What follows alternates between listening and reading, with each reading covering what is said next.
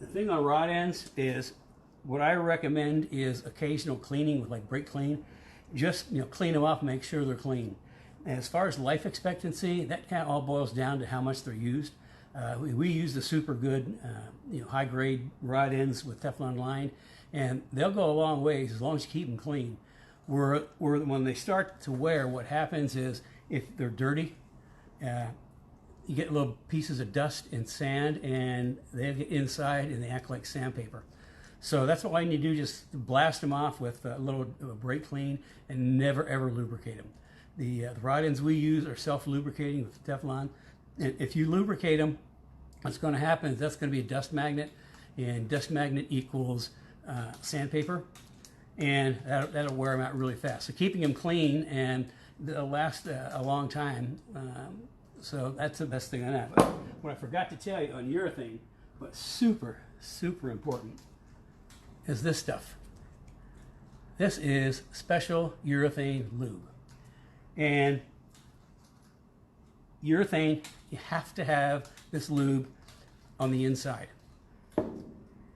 This is a sway bar bushing, and again, up and down, so it's good urethane application. And this even has little grooves inside to retain the lube. If you do not lubricate your urethane bushings, they're going to squeak and squawk. And that's the last thing you want. So you always want to use lube on the inside and just a little bit on the face, not a lot, because again we're talking dust magnet. So just a little bit on the faces and inside.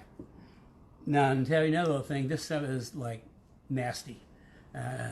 It's like super sticky, super gooey, and once you get it on your hands, it's like on there forever.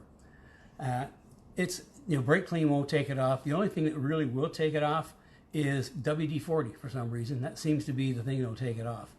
But what I always do is I put gloves on. It's just as easy. Just take a pair of disposable gloves, get them all greased up, and then throw the gloves away. I also, when I do, getting back to rod ends, we talked about that last week, putting a little bit of anti-seize on there.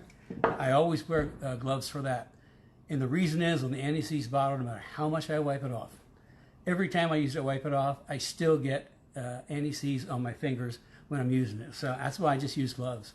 And when they get too dirty, throw them away. And the same thing if you're doing this gooey, ooey, sticky stuff on urethane bushings, get some disposable gloves. Otherwise, you're going to be frustrated trying to get your hands clean because the stuff is sticky.